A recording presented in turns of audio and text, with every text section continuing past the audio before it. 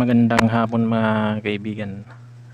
Mag-o-open tayo ngayon ng account sa Land Bank.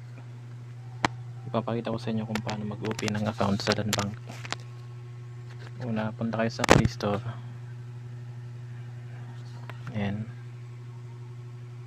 Kung bago ka pa lang sa YouTube channel ko, ay mas maganda kung pindutin mo na yung subscribes at notification bell dyan sa baba. Dahil madami tayong ina-upload na mga tutorial. Land Bank. So ito na siya mga kaibigan, i-download mo lang yan. Ayan, 22 MB lang naman siya mabilis lang to. Nasa 5 million na din yung nag-download sa kanya, at 4.4 stars yung reviews niya. Yung Union Bank ko kasi, dapat pala dito kada 3 months may transaction ka dyan o kaya may balance ka. Na-block na kasi yung yung Union Bank ko. Hindi ko na siya ma-open kanina. Screenshot natin to,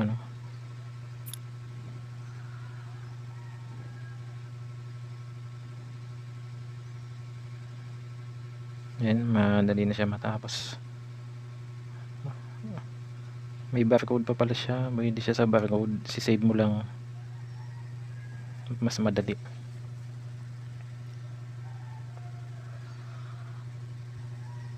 So ito na nga yung application na download natin, I-open mo lang yan.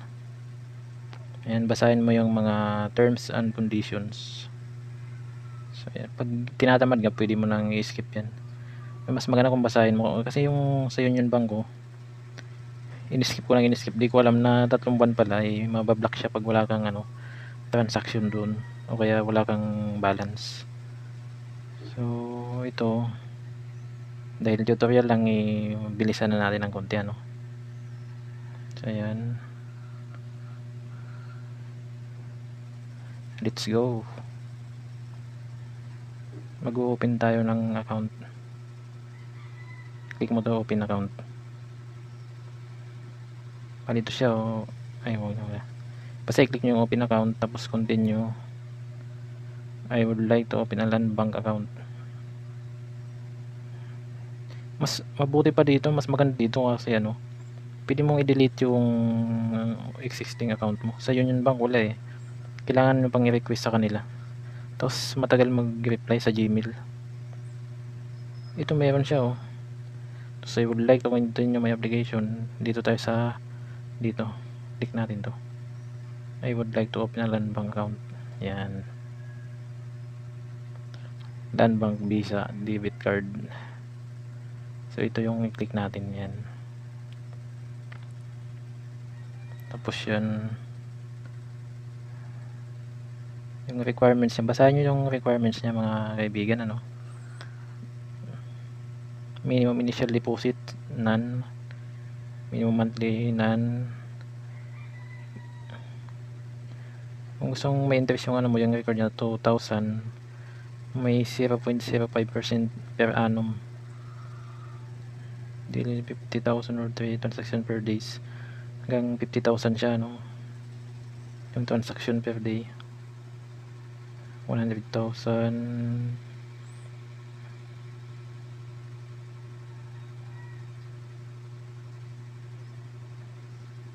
Yung pwede mong i-withdraw sa isang araw ay 10,000.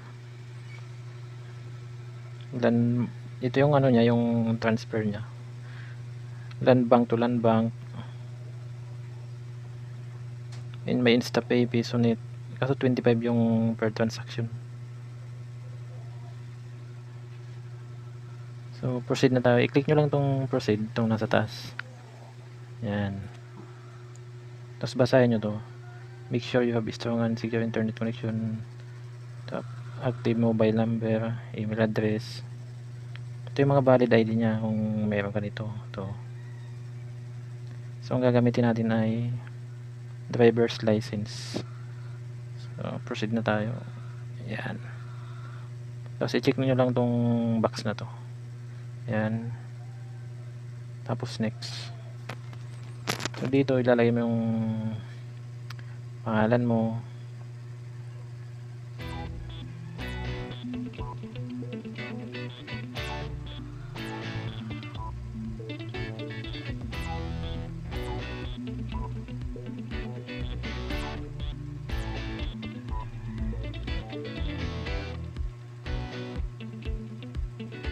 Tapos yung number mo na active ano.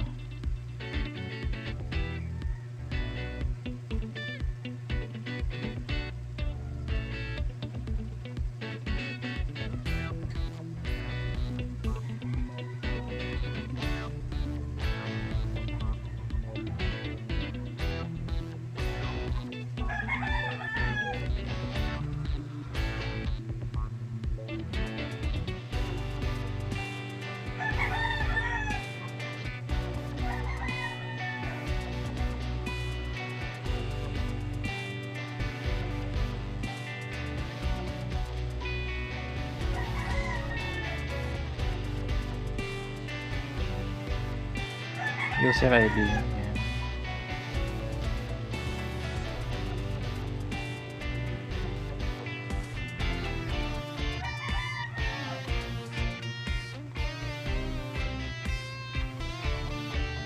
Screenshot natin para in case makalimutan nyo.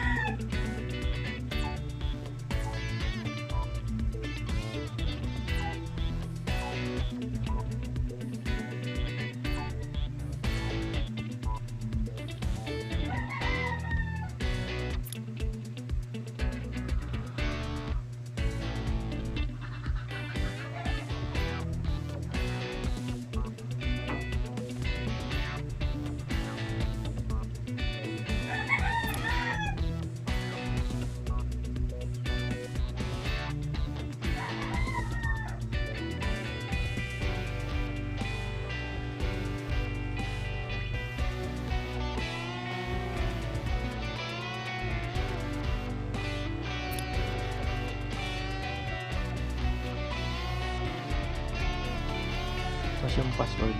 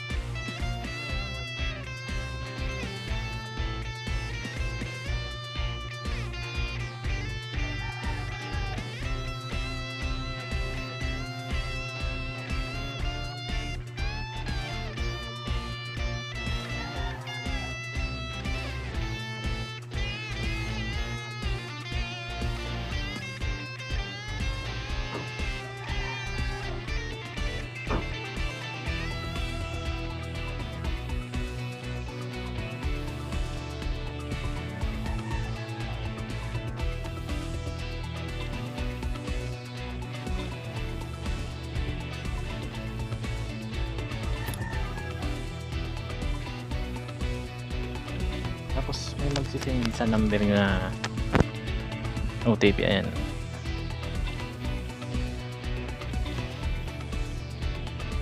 Tapos submit nyo lang. Tapos sa email nyo, check nyo kasi may isisend din sila doon na OTP. Tingnan natin.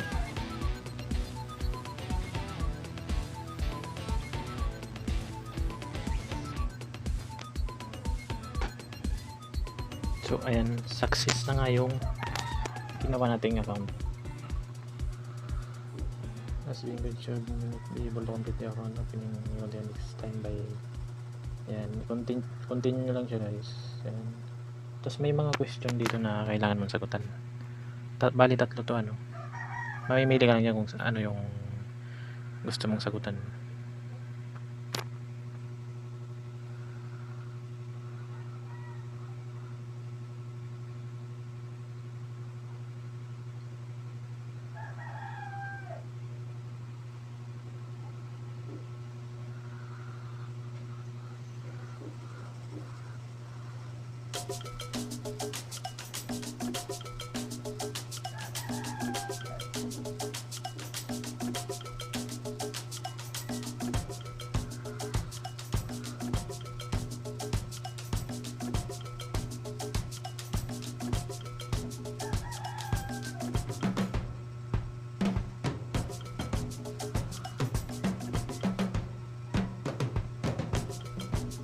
Next nyo lang yan, birthplace,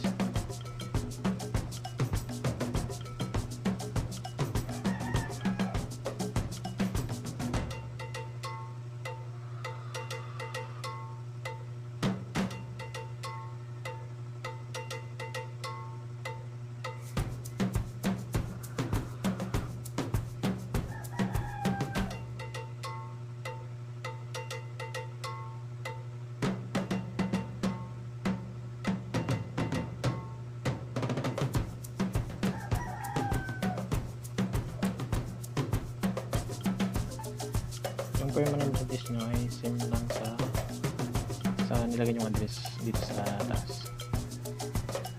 Are you relative of a bilan bang employee? No. No nyo lang natin guys. Tapos hindi ka makakapag mix up kung hindi mo pala pilakan lahat.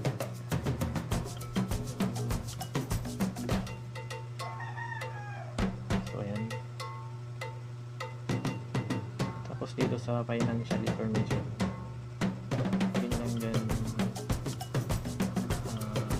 unemployed. Ayan.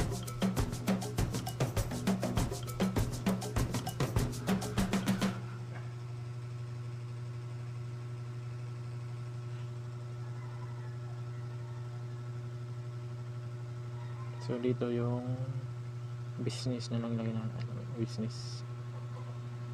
Ayan.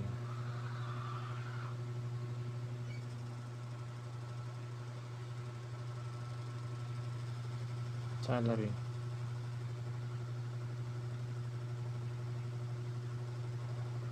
Tapos dito sa monthly, click natin ang 30,000 below.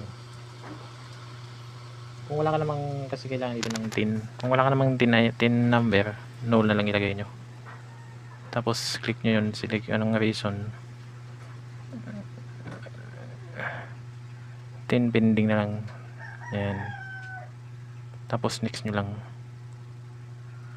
Account purpose lang mag-base sa debit card. Purpose ay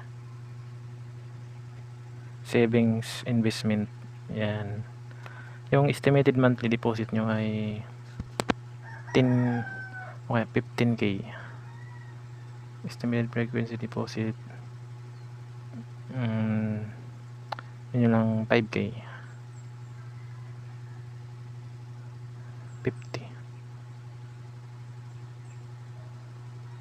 50 na lang lagyan, 50. Yan. Tapos tinatanong dito kung resident ka, ay citizen ka ng US. Siyempre no tayo dyan. I-no nyo lang lahat dyan. Yan. Tapos next. Tapos dito may supporting Philippine ID.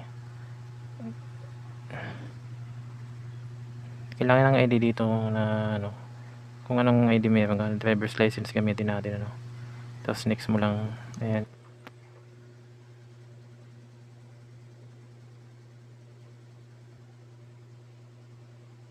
So ayan, pag na-complete nyo, ilagay nyo yung number ng ID nyo. CO2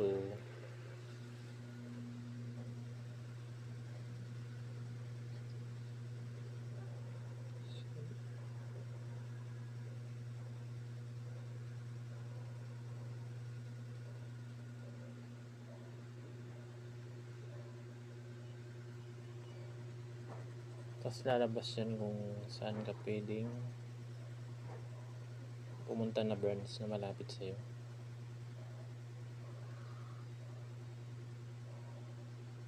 So ayan. Tapos pag okay na siya, i-next mo lang.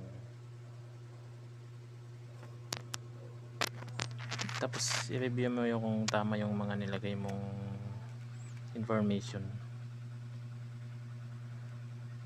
Ngayon pag okay na, i-click mo yung confirm. Ayan. Tapos ito